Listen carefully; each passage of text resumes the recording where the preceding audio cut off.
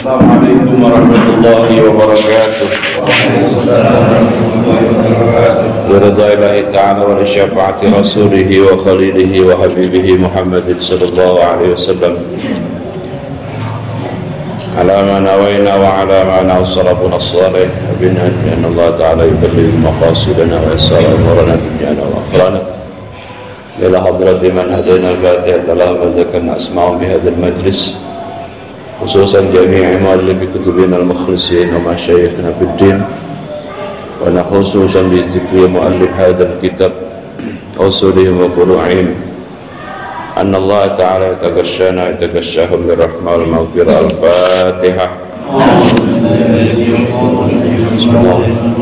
Alhamdulillah iyyaka na'budu wa iyyaka nasta'in.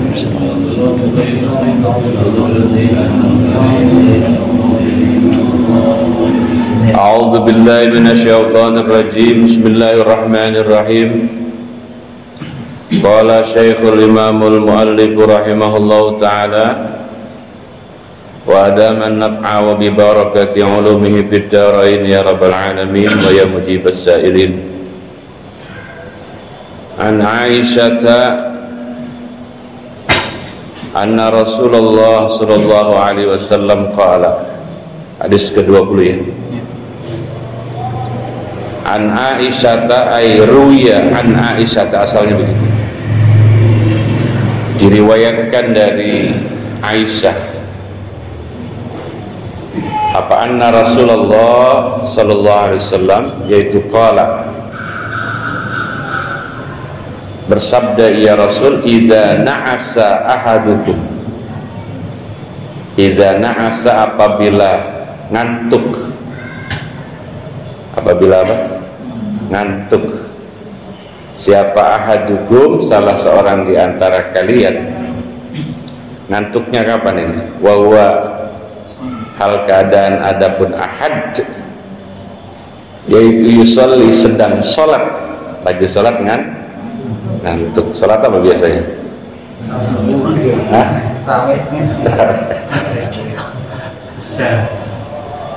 Yaitu yusolli, sedang sholat ya ahad, falyarqud, maka hendaklah tidur. Nah loh, falyarqud, maka hendaklah tidur siapa? Ahad. Hatta yadhhaba, sehingga hilang maknanya, anhu, dari si ahad tadi, apa an-naumu, ngantuk. Apa alasannya suruh tidur ini? Fa inna ahadakum, fa'nya li ta'lil, fa inna ahadakum, karena sesungguhnya salah seorang di antara kalian itu idza shalla, apabila salat ia ahad, wa huwa hal keadaan adapun ahad yaitu na'isun, ngantuk, la yadri, jawabnya fa inna tadi, jawabnya idza ya, la yadri, maka tidak menyadari siapa si ahad tadi. La'allahu, bisa jadi siapa ahad, maknanya begitu. La'allahu, jangan mudah-mudahan. La'allahu, bisa jadi siapa ahad, yaitu yastaghfiru, memohon ampun siapa ahad. Apa bacanya? Fayasubu gitu, hah? Fayasubu ya. Fayasubu, kemudian mencaci ia ahad, nafsahu, akan dirinya ahad. Ini hadis ini zahirnya ini menimbulkan apa? Polemik secara zahir. Zahir itu secara apa? Lafaznya itu. Jadi ketika kita lagi sholat ngantuk, kata Nabi ya tidur. Berarti apa? Batalin gitu sholatnya. Nah ini kan zahirnya begitu. Ketika kita sedang sholat kemudian ngantuk, falyarqud, kata Nabi apa? Tidur. Berarti apa? Batalin. Ini pentingnya kita minta pendapat dari ulama-ulama mazhab. ulama mazhab semuanya sependapat, ya jangan dibatasi. Sempurnakan apa? Tetap sempurnakan sholatnya sampai selesai, seperti itu. Maka itu kalau ngantuknya, atau ngantuk itu sama tidur sama nggak? Oh beda. Kalau ngantuk apa itu? Mukadimahnya pengantar tidur. Saya baca ya, an-nu'as akhaffu minan naum. Ini kata Kiai Musannif, an-nu'as apa? Akhaffu minan naum. Jadi ngantuk itu lebih ringan daripada tidur. Ya jelas. Nah, kategori kita ngantuk itu apa Pak Ustaz? Wa alamatu, ada tandanya. Kalau nguap itu apa tanda orang ngantuk? Bisa jadi. Wa alamatu, adapun tandanya nu'as, yaitu sima'u kalamil hadirina, masih bisa dengar orang ngomong, wa illam yafhamhu, meskipun kurang paham. Itu ciri-ciri ngantuk. Kalau nguap itu bukan ngantuk, apa ya? Mukadimah ngantuk. Sebelum ngantuk tuh ya itu. Ya, jadi ngantuk dalam definisi ulama itu sima'ul kalamil hadirin wa illam yafhamhu, masih dengar orang ngomong apa tapi apa nggak paham, itu ngantuk. Kalau kita ya di Indonesia bilang ngantuk berat, nggak ada tambahan itu. Nah, yang dimaksud di sini adalah memang itu ngantuk itu, bukan nguap. Kalau nguap terus saja, apalagi waktunya sudah apa? Mepet. Bicara isya ini kan waktunya agak panjang, Pak. Hah? Nguap aja kita ini. Gimana? Tidur dulu apa sholat dulu, Pak? Ya, monggo. Masa orang tidur dari bisa 12 sampai 10. Itu mah bayi yang begitu, bayi aja malam melek maksudnya. Ya sambil nunggu isya apa kita ngopi dulu. Ngopi ngaruh nggak mengantuk gitu? Ada yang tokcer, ada yang sama aja, orang ngopi kagak yang ngantuk. Jadi saya baca ini mengenai hadis ini secara zahir tidak boleh dimaknain apa.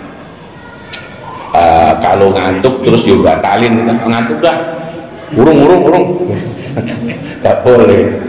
Ada sih memang ulama yang menafsirkan hadis ini secara zahir, paling enggak Imam Al-Mahlabi. Beliau itu khilafan lil Mahlab haitsu hamala hadzal hadisa ala zahiri. Jadi menurut Imam Mahlab itu memang ya begitu. Misalnya ya kita lagi sholat gitu ya, sholat isya, kira-kira bangun rakaat kedua tuh yuk, ngantuk, boleh batalin kata siapa? Imam Al-Mahlab. Tapi bukan itu.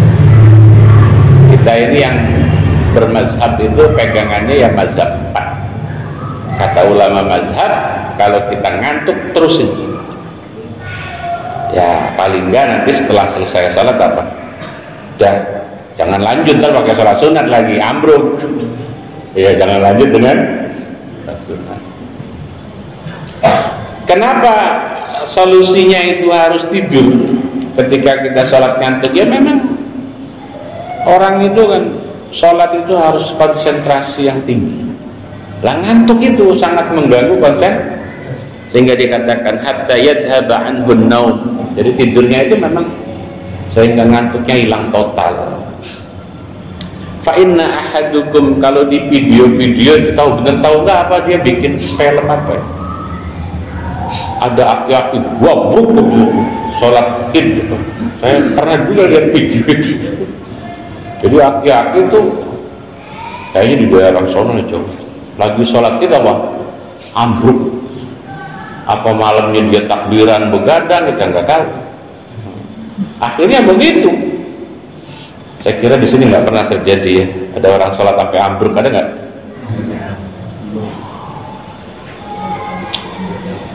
Apalagi imam lah, imam itu rentan sekali. Sebentar. Saya kalau ngantuk itu mendingan jadi imam apa jadi makmum, Pak? Imam. Kagak baca terus nggak? Oh. Kalau makmum kan nunggu gitu ya. Apalagi imam bacanya surahnya panjang. Itulah kenapa bacaan surah yang panjang itu dimakruhkan ya. Ya orang habis pulang dari mana capek, belum sholat apa subuh gitu ya, begadang. Ya ini hati-hati imamnya biar pinter nih. Dia habis baca kitab, katanya sunnahnya kalau sholat subuh surahnya yang panjang, Yasin dia baca. Gak ambruk oleh satu-satu mampu. Ya panjang itu ya monggo. Kalau apa situasi jamaahnya yang sedang apa kondisi normal, walaupun baru pada pulang, apalagi pada nonton bola itu final champion, jangan lama-lama. Semuanya kan nggak menonton bola, ya kita jangan begitulah. Kita kan jadi imam untuk orang penggemar bola dan orang pembenci bola, kan begitu kalau saya. Ya walaupun imam jarang yang hobi bola menurut saya. Sekarang kalau dulu mah masih mudanya hobi juga kali. Udah tua masih hobi bola kan. Kalau masih muda ya dilakonin itu.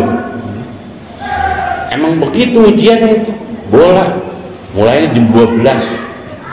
Ntar aja kelar jam setengah 4, emang lagi ngantuk-ngantuknya pules. Coba ini tips dari Ustadz Abdullah ini ya, bagi penggemar bola. Itu kalau mau nonton bola, ngopinya jangan dari jam 12. Ngopinya kira-kira jam 3 lah Ustadz. Jadi kan ngopi dari jam 12, ya jam 2 udah mulai nguap.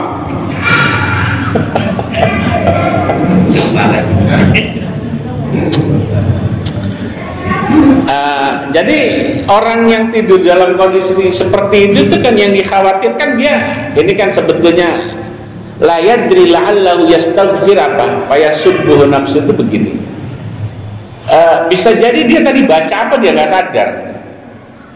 Dicontohkan di sini tadi dia istighfar apa baca apa, sehingga akhirnya antara istighfar sama ngomel itu beda-beda tipis. Karena apa? Konsentrasinya terganggu.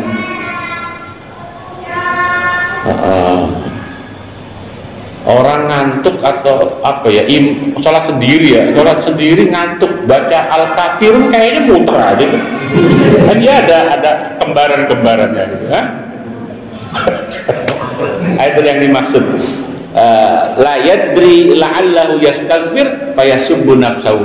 Ini ketika dia ngantuk, diserang ngantuk yang luar biasa, akhirnya dia nggak sadar dia istighfar apa ngomel lah, itu istilahnya begitu. Cukup jelas ya Pak? Baik, kita lanjut hadis ke-21. An Aisyah lagi, dari Siti Aisyah riwayatnya radhiyallahu anha.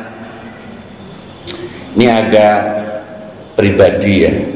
Hadisnya agak pribadi tapi manusiawi.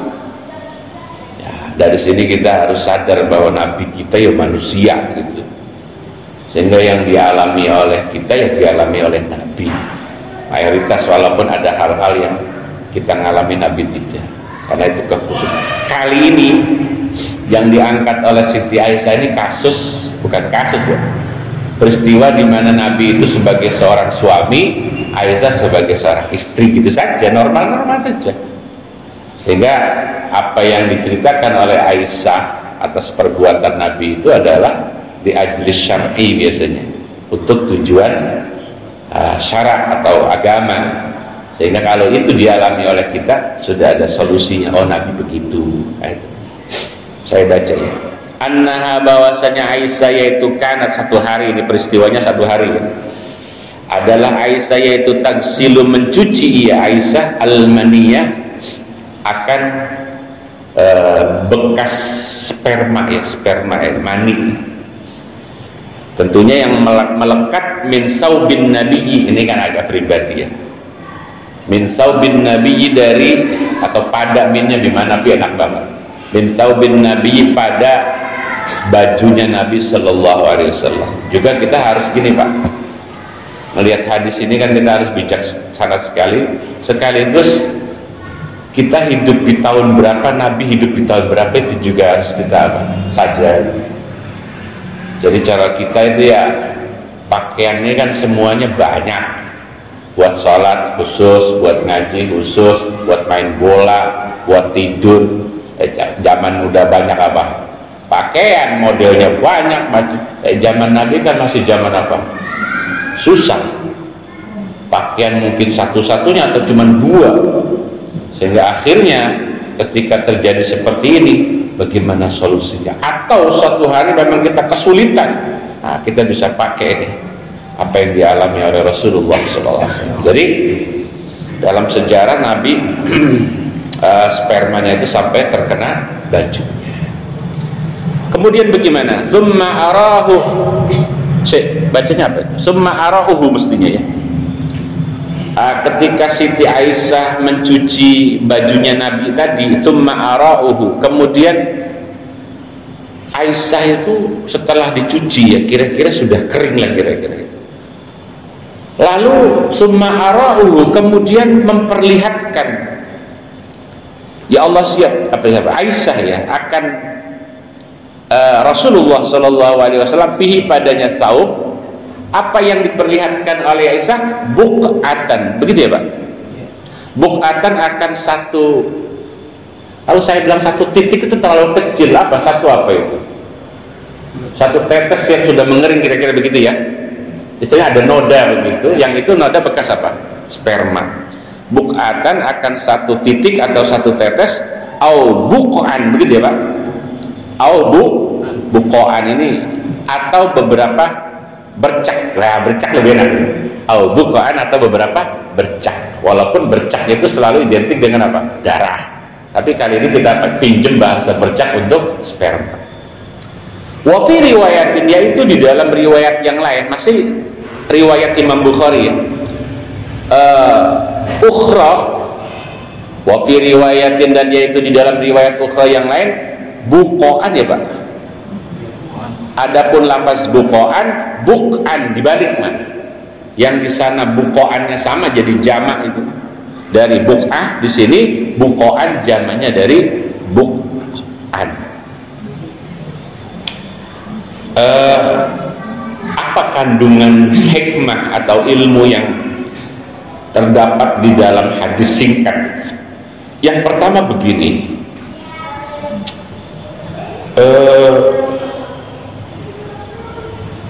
saya lihat pendapat seorang ulama terkait spermanya. Jadi sperma yang menempel di baju Rasulullah SAW itu juga tercampur dengan sperma atau bekas cairannya seorang istri, ya, bercampur. Nah, apakah bercak-bercak yang sisa tidak sampai bersih gitu cara nyucinya itu dihukumi najis? Itu kalau kita mau gali lebih dalam kandungan maknanya apa. Ternyata walaupun menurut saya hadis ini nih bukan apa ya, tidak boleh dipakai. Kita harus pakai hadis yang lain untuk bisa meyakini bahwa sperma itu tidak najis. Sperma itu tidak najis. Bagaimana Ustadz terkait? Nah ini kan juga ada pendapat berikutnya. Ini yang dimaksud bukan sperma Pak Ustadz, tapi cairan yang keluar setelah sperma. Apakah najis itu? Kalau melihat konteks hadis ini tidak najis. Dari mana kita tahunya tidak najis? Apa yang diperbuat oleh Siti Aisyah waktu dia cuci masih ada apanya? Bercaknya. Yang ketika bercaknya itu diperlihatkan oleh kepada Rasulullah SAW, itu nggak ada masalah. Yang keterangannya, ya Rasul tetap pakai baju itu seperti itu. Tapi untuk masalah sperma, sebetulnya sperma itu kan walaupun tidak dicuci, itu umpama melekat ya Bu, ada ibu Bu? Nggak apa-apa kan ngomong ginian?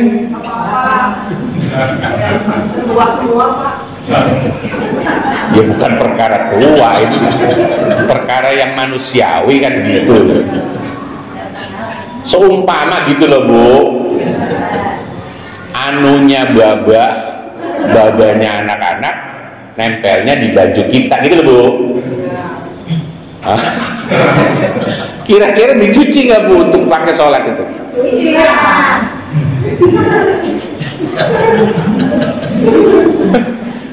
Emang apa dicuci? Saya tambahin pertanyaannya diem. Oke, ini kita ada kajian fikih dikit ya Pak. Kalau nggak apa-apa ya. Bu, jawab Bu yang jujur Bu. Kalau anunya babanya anak-anak itu nempelnya di baju kita atau di sarung babanya anak-anak itu cuci nggak Bu?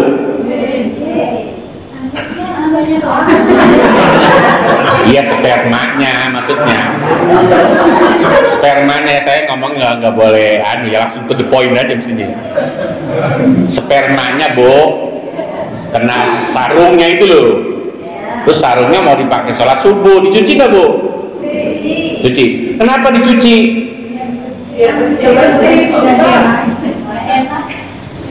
Biar bersih. Biar bersih. Tapi dia najis nggak Bu? Mantap. Tinggi gitu ya, ilmu fikihnya tinggi. Ya. Tapi kenapa walaupun nggak najis Ibu cuci?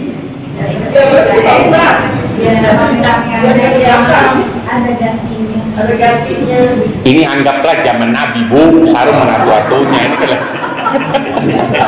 Ya kalau persoalan makanya saya bilang dari tadi, kita memahami dari hadis itu harus bijak. Kita hidup kapan, Nabi hidup kapan, sehingga hadisnya kan ya Allah Nabi, iyalah zaman dulu. Maka kalau saya mah kalau dalam cerita bagaimana ya, Pak, dulu kong saya jalan dari Gandaria ke Mesken, saya emang nggak kaget, nggak aneh. Hah? Iya ada cerita gitu. Engkong saya ngaji ke Kuitang Ustaz, jalan kaki, saya emang nggak aneh. Kenapa nggak aneh? Lah cerita engkong kan nyebut engkong sekarang, lah dulu bukan engkong dia. Apa? Ya masih muda. Satu, coba kalau sekarang singkong suruh jalan ke Kuitang. Jadi cerita itu kan hadis toh Pak. Cerita orang itu ya hadis. Engkong saya ke Master jalan, ke Citerep jalan, saya mah biasa aja, nggak kagum, biasa aja. Kenapa? Ya dulu masih muda. Ongkoh orang Betawi dulu. Ada kendaraan nggak zaman dulu? Tahun 60, tahun 70. Ya, boro-boro. Yang punya sepeda sekabung paling atuh. Betul ya? Ya ini jalan. Kong saya mah dulu kalau ngaji nggak pernah bawa jajan. Yang jualan siapa tahu dulu. Jadi cerita masa lalu itu jangan sampai kita kayak apa gitu. Kecuali sekarang jalan lah, ini baru saya. Tapi kalau sekarang jalan mah kurang kerjaan lah. Angkot banyak, motor banyak, ya kurang kerja. Anu Ustaz biar pahalanya banyak. Iya, minggu ini dia ngaji jalan kaki, pahalanya banyak. Sebulan cuti kagak ngaji lah. Gara-gara apa? Ya intinya sebetulnya sperma itu jelas tidak najis. Sebab kalau dihukumi najis, kita ya najis dong, karena kan dia bahan bakunya manusia kan. Dan itu sudah mansus dalam Al-Qur'an, walaqad karramna bani Adam, itu kan aku sudah muliakan anak Bani Adam atau manusia. Itu penting. Maka saya berani ini ya, memastikan hadis ini bukan kepada spermanya, sisa-sisa yang setelah sperma. Jadi sperma itu kan keluar ya, Bu. Nah kemudian ada cairan lagi yang selesai sperma. Apakah itu najis? Juga tidak. Gitu. Lah Ustadz, yang najis yang bagaimana? Nah, yang najis itu kalau keluarnya itu tidak lewat proses hubungan seksual. Misalnya begini, ada orang ngempet, tahu ngempet nggak? Dia nahan nafsu, apa namanya itu? Ya ngempet, nafsunya sudah memuncak, akhirnya nggak tersalurkan, tahu-tahu basah. Apa? Itu yang najis, karena itu bukan sperma menurut. Madi apa mazi itu, antara itu. Ya. Tapi kalau kayak bocah mimpi basah, orang tua mah udah nggak ada mimpi basah kan? Umpama. Kalau mimpi basah yang ngompol kalau itu bang. Maksudnya ya. Ikhtilaf gitu. Itu nggak najis. Gitu. Karena apa? Lewat proses namanya mimpi. Apalagi berhubungan tidak najis. Itu baik spermanya pakai hadis yang lain yang pakai ini, ataupun sisa sperma. Seperti itu. Udah, ini jangan lama-lama bahas ginian. Tapi hadis ke-22 masih ngomongin itu lagi, cuman kali ini hadis ke-22 itu ngomongin punya orang perempuan, Bu. Sekarang yang harus paham bapak-bapak berarti ya. Tadi yang saya tanya ibu-ibu mengenai sperma, sekarang yang saya tanya bapak-bapak mengenai men. Nah, jawab ya Pak. Ibu-ibu diem, paling ibu-ibu nyengir. Wa an Aisyah qalat, ini sama diriwayatkan dari Siti Aisyah qalat, berkata Siti Aisyah, kanat, akan riwayat kanat adalah siapa ihdana, begitu ya bacanya, siapa ihdana, salah seorang di antara kami itu maksudnya ma'asyiran nisa, begitu. Apa? Ma'asyiran nisa, kaum wanita. Yaitu tahidu. Apa tahidu? Menstruasi, head. Lah, ketika sudah selesai, itu kan ada bercak darahnya kan? Ya lagi-lagi zaman dulu pakaian terbatas. Dan maaf, belum ada pembalut ya. Bu, pembalutnya mulai ada tahun berapa tuh, Bu? Enggak, di era ibu-ibu gadis tuh yang umurnya sekarang 50 atau udah ada waktu itu? Oh, udah ada? Belum ada dulu, Bu. Belum, itu tahun 80 kan belum ada ya? Sebentar dah, ini ada nenek-nenek nggak yang ngaji ini? Oke. Nenek-nenek mulu. Sebentar saya tanya sama nenek-nenek. Nek, dulu zaman nenek gadis lagi men itu pakai apa? Pakai anduk. Wah, anduk digulung-gulung. Ya tahu Pak, zaman dulu. Nah, sekarang neneknya kan udah ngemen lagi, berbaki.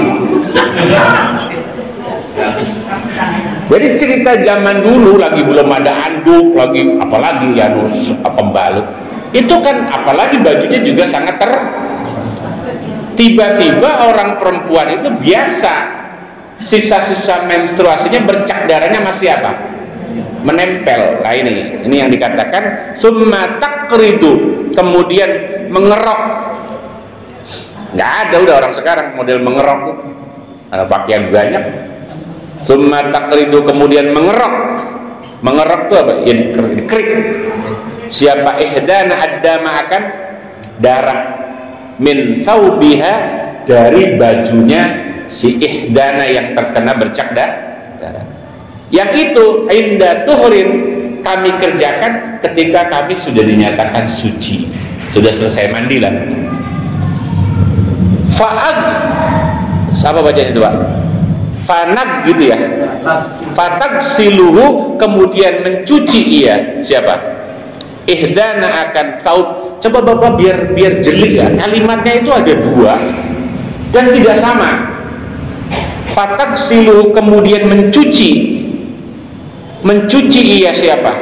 Ihdana akan saud, watan apa? Dohu, dan menyiprati siapa ihdana ala sa'irihi, atas sisanya apa? Ya Allah ya Karim, taubiha summa tusalli, kemudian sholat siapa? Ihdana bihi, dengannya taubiha. Baik. Di sini kasusnya ada dua pakaian yang mau dicuci. Yang satu pakaian terkena apa? Darah apa Bu? Men. Yang satu cuman kotor aja tapi tidak najis. Nah, dulu riwayat Aisyah nih menceritakan kebiasaan wanita-wanita zaman Nabi itu, kalau dia mennya sudah selesai, kemudian baju yang ya cuman itu barangkali untuk bisa dipakai buat sholat, itu dia kering dulu karena bekas apa? Ya kan mennya seminggu toh Pak, mennya seminggu kan sudah banyak yang apa? Mengering begitu. Nah itu dikerik dulu. Nah begitu dikerik, akhirnya dicuci. Cuman begitu doang.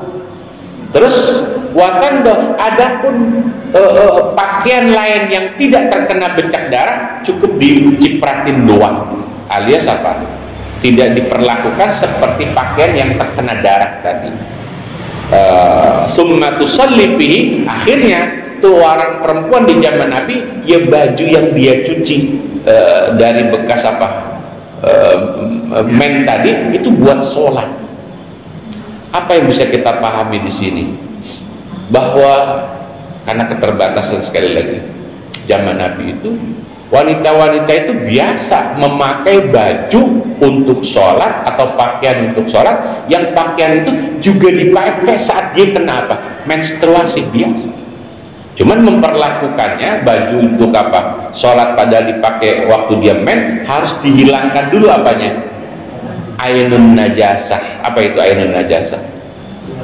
Zatnya yang bagaimana Ustadz kalau masih ada warna, kan nggak bisa langsung hilang. Zaman dulu udah ada baiklin belum? Baiklin, belum ada ya, pemutih itu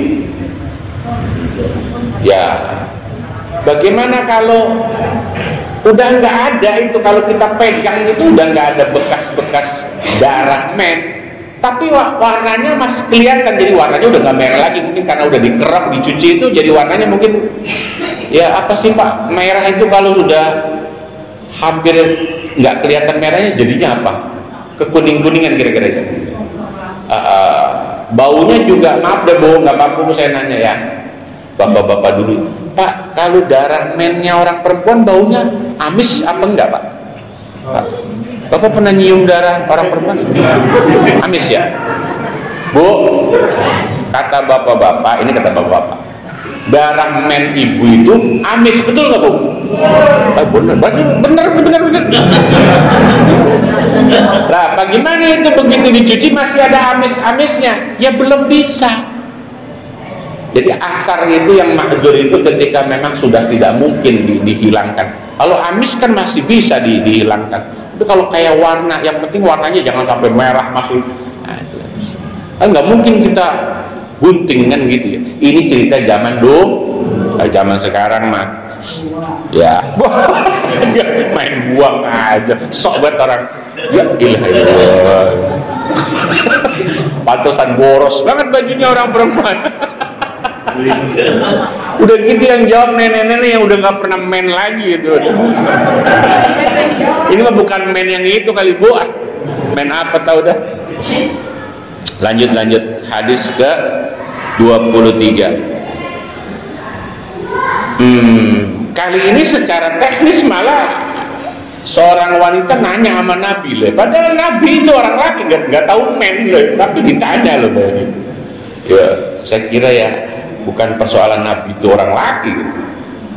Bapak-bapak yang statusnya sudah jadi ustadz ini harus siap jawab kalau ada jamaah perempuan. Ustadz nanya, saya ini men apa bukan sih? Gitu. Karena kan nggak semua keluar darah itu men loh Pak. Bisa jadi darah penyakit. Harus bisa jawab gitu. Kan nggak mungkin, coba saya lihat dulu. Ya bukan begitu bukan. Darah ya sama aja. Itu saya emang ustadznya rada mesum ya.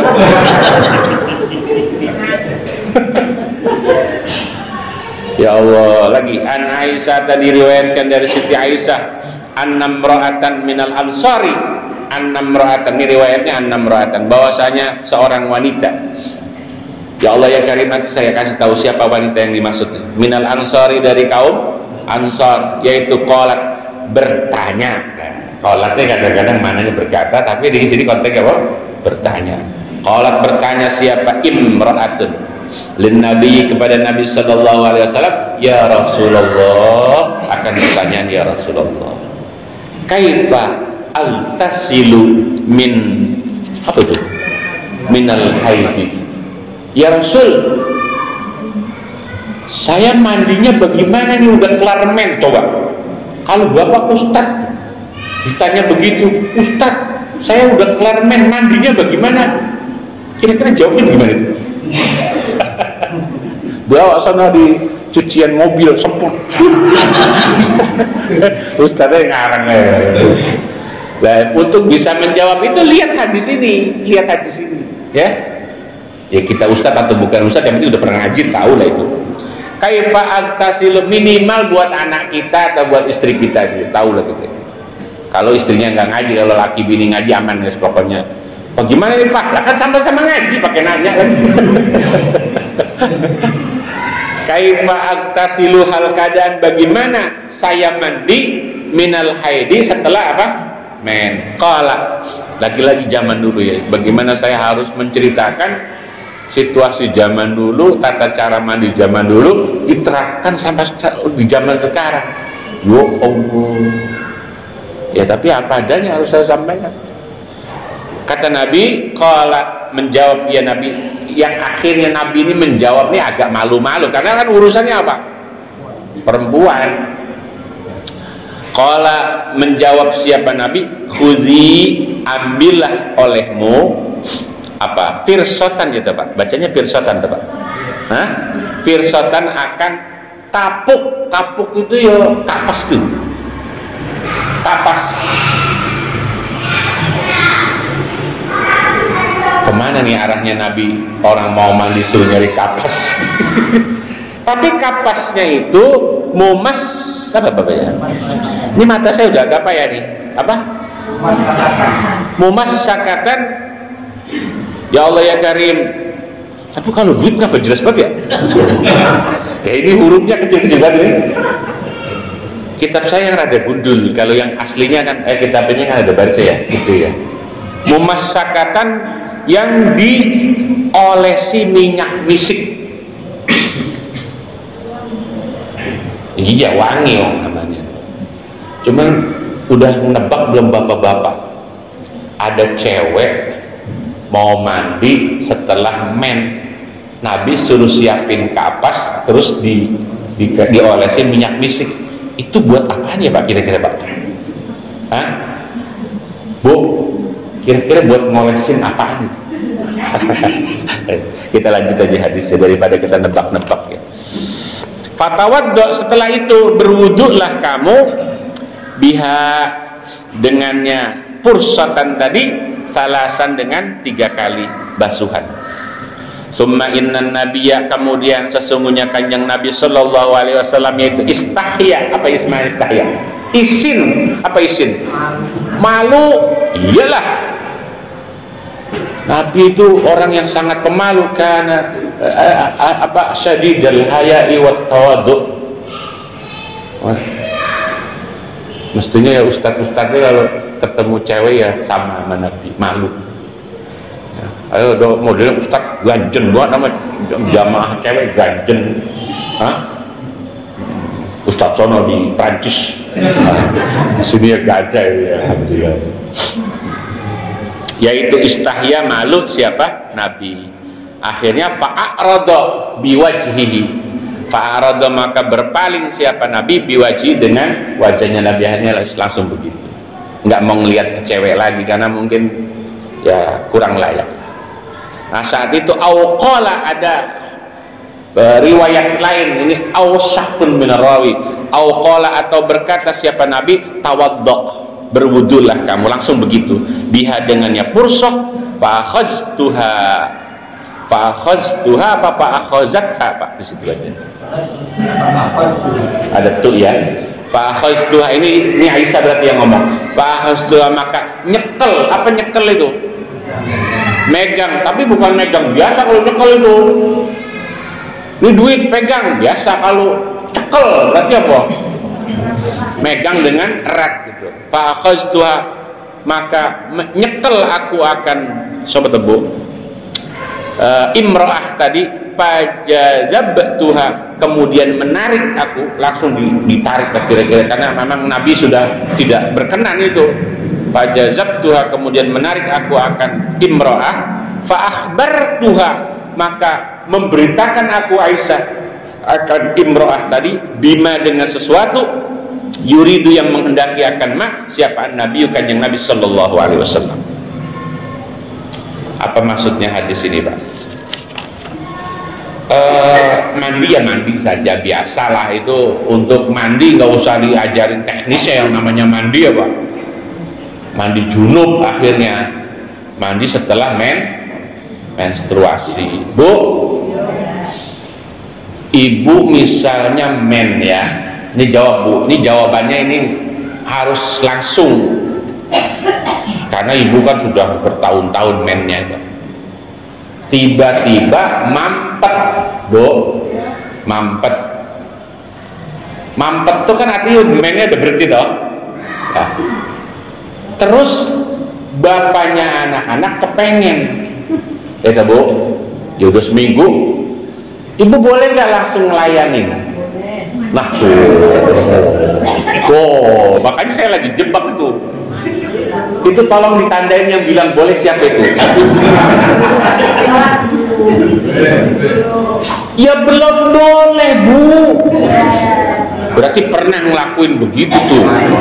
Makanya saya lagi pancing nih Pak Ustaz. Jadi walaupun sudah mampet belum boleh, kan saya yang penting sudah cebok, walaupun sudah cebok. Sebab mampetnya darah itu bukan berarti suci, baru mampet tapi belum harus mandi dulu. Gitu kagak sabar amat. Tinggal mandinya saja itu kira-kira yang ibu bisa apa? Mandi capung apa mandi bener? Nah itu. Iya, maksudnya mandi capung mandi wajib. Ya sekedar guyur gitu ya udah sah, langsung dah, ayo Pak, gitu. Yang penting sudah Pak, mandi besar. Tadi yang bilang boleh tolong Bu, ya itu, aduh. Apalagi nenek-nenek, berarti dulu sering begitu.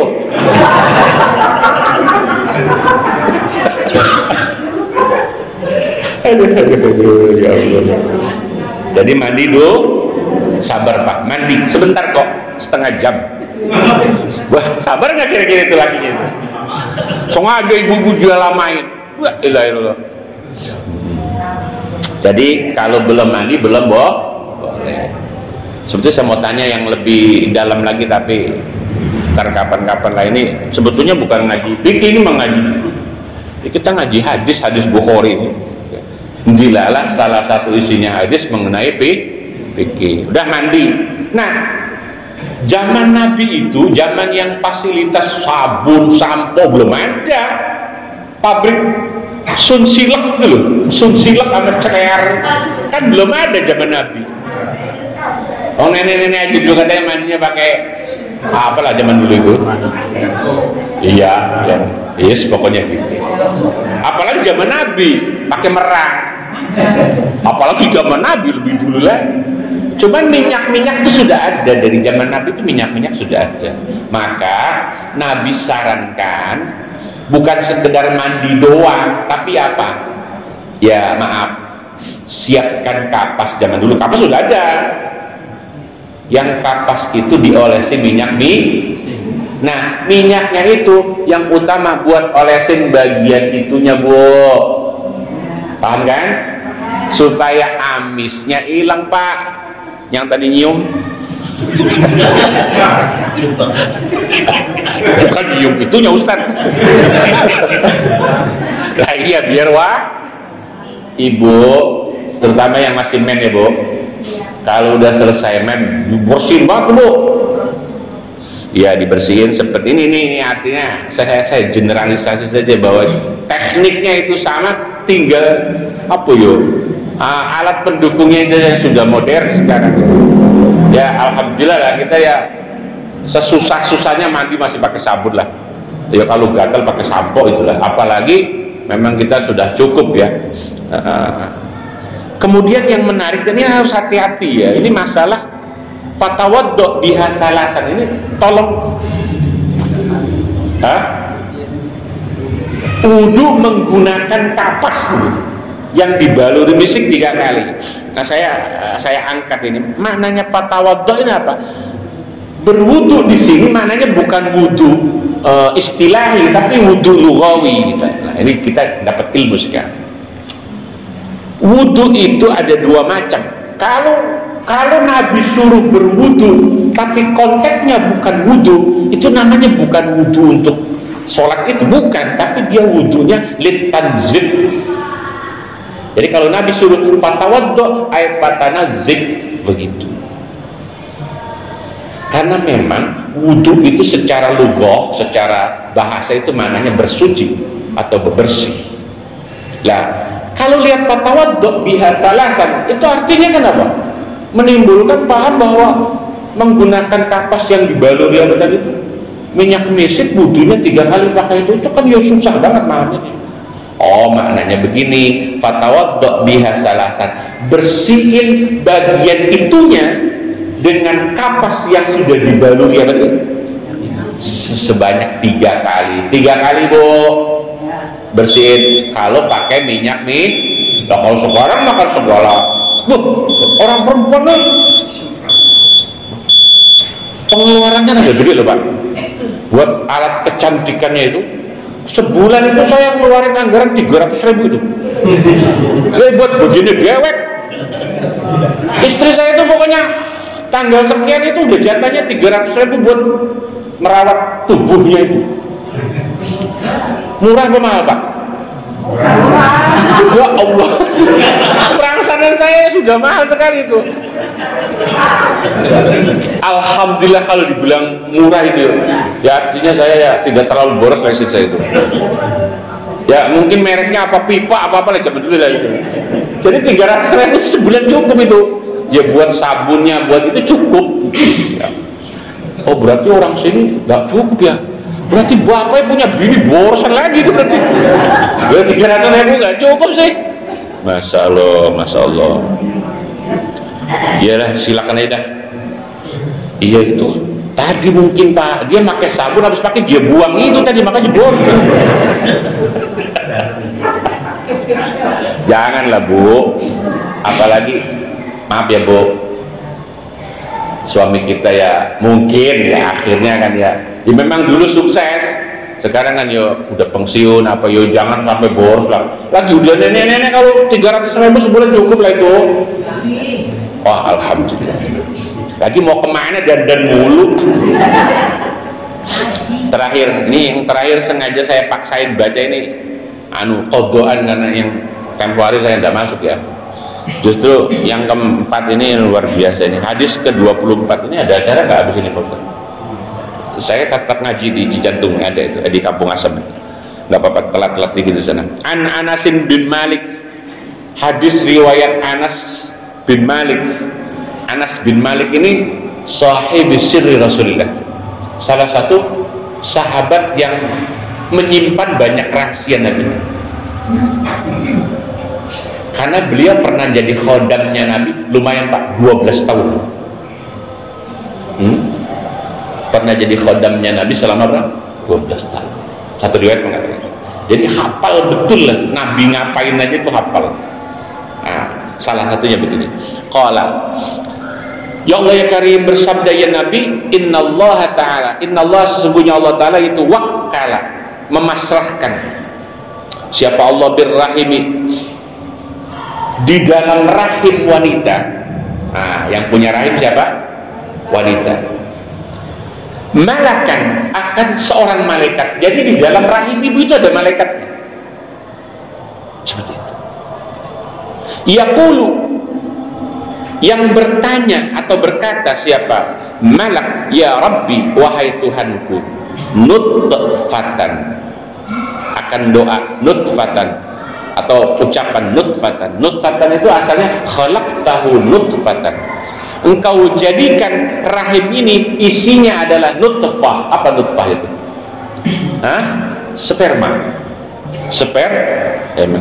Artinya rahim itu tempatnya naruh sperma. Sperma orang laki. Bu, nitip ya bu. Kata lakinya bukan kata saya lalu. Masa saya nitipnya sama ibu itu naudzubillah itu ya. Jadi bapak itu kan, maaf ya, kalau berhubungan sama bojone dewek itu ya berarti nitip itu namanya. Kan nggak mungkin bapak bunting, nggak mungkin. Nih nitip. Itulah kenapa anak itu bin bapaknya, gitu? Bukan bin mamnya, bukan. Iya. Cuman kan karena orang laki itu kagak punya rahim, akhirnya numpang bu. Numpang nih, nitip. Cuman kadang-kadang ada laki kurang ajar ya. Udah nitip dia tinggal. Jadi bininya bunting tinggal lari, itu berarti orang laki kurang ajar itu, nggak bertanggung, nitip. Itu naudzubillah. Ya Rabbi, wahai Tuhanku, alaqatan, engkau jadikan akan rahim ini alaqatan berubah menjadi apa? Getih kempel. Apa getih kempel itu? Darah yang kental. Nutfah itu sperma ketemu sel telur maka jadilah apa itu namanya nutfah. Kemudian apa? Alaqah. Ya Rabbi, mudghatan. Ya Rabbi, wahai Tuhanku, engkau jadikan di dalam rahim ini tadinya nutfah, alaqah akhirnya mudghah. Mudghah itu apa? Daging, segumpal daging. Nggak gede, awalnya cuma dikit, cuma satu suapan lagi. Faiza araja, maka apabila menghendaki siapa Allah ayyaqdiya, ya Allah ya Karim, ayyaqdiya, ya Allah ya Karim, akan bahwa menyempurnakan siapa Allah khalqahu, akan makhluk yang ada di dalam rahim tadi, jabang bayi mau Allah sempurnakan. Berarti usia berapa itu si jabang bayi? 4 bulan. Qala, malaikat yang nungguin di dalam rahim si ibu tadi ngomong. Qala, bertanya siapa malak, adzakarun am untha, ya Rabb, ini jabang bayi entar laki atau perempuan? Adzakarun ini jadi khobar li mubtadain mahdzuf, asalnya adzakarun, apakah matir rahmi, yaitu laki-laki, am untha atau perempuan. Jadi waktu 4 bulan itu belum bisa dideteksi laki atau perempuan, belum, tapi sudah berbentuk. Terus yang kedua, syaqiyun am sa'idun, apakah nanti si jabang bayi ini syaqiyun, orang yang cilaka waktu hidupnya, atau orang yang bahagia? Itu waktu umur berapa? 4 bulan. 2 pertanyaannya, laki atau perempuan. Yang kedua, bahagia atau sengsara. Famar rizku, maka adapun seberapa, yaitu rizkinya. Jadi 4 bulan itu rizkinya sudah dipastikan.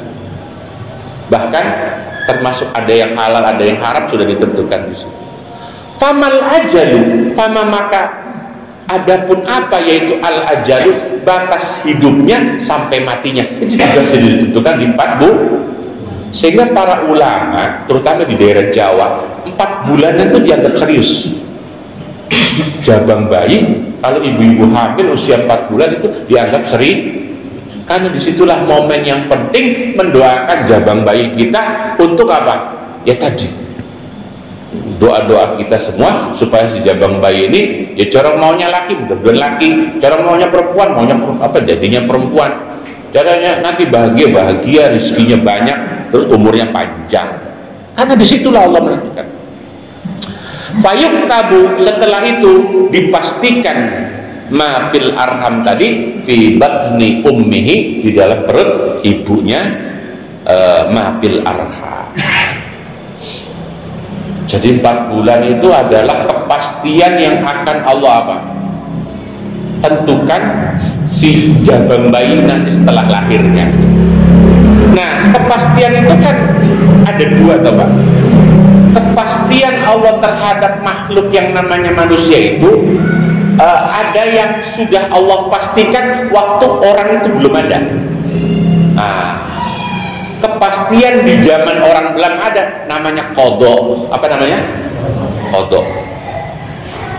Qada Allah. Kepastian yang akhirnya makhluk itu sudah wujud walaupun dalam bentuk ber4 bulan, itu namanya bukan qada tapi qadar. Nah, itu bedanya qada dengan qadar. Lah, qada Allah sama qadar Allah itu tidak mungkin apa? Berbeda, pasti sama. Sehingga kalau bapak-bapak sekarang ini, bapak laki apa perempuan ini? Laki dong. Itu memang takdirnya laki dan kodoknya laki. Maka nggak boleh protes. Takdirnya laki, kodoknya laki, nggak boleh protes. Enak banget ya jadi orang tepat, nggak boleh. Yang perempuan juga begitu. Enakan laki, laki mah nggak pakai men.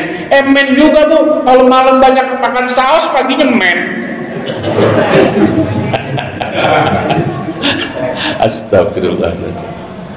Nah, ini bagaimana pentingnya kita mendoakan jabang bayi ketika usia berapa? Nah, terus yang 7 bulan gimana itu Ustaz? Nah, 7 bulan itu untuk penyempurnaan. Jadi cara 7, karena bentuk yang di 4 bulan ini ya sudah berbentuk manusia, hanya masih ada ekornya begitu sudah. Tapi kalau sudah 7 bulan, 6 bulan ya, 6 bulan 7 bulan itu sudah benar-benar kelihatan. Jadi kalau cara USG itu jangan 4 bulan, nanti kaget lah ini kayak kodok. Jadi kalau mau USG itu ya kira-kira ya di atas 4 bulan lah ya. Kalau udah 7 bulan sih udah ada kumisnya itu kalau di USG itu ya udah gede gitu ya. Nah, 7 bulan itu kita doain lagi dalam rangka untuk apa? Penyempurnaan. Semoga tubuhnya sempurna. Ya coro jarinya ya ada 10. Jangan apa? Karena ada yang lebih. Nah, terus palanya ada yang peyang. Mudah-mudahan palanya yang bagus ya. Ada yang peyang, ada yang peyang.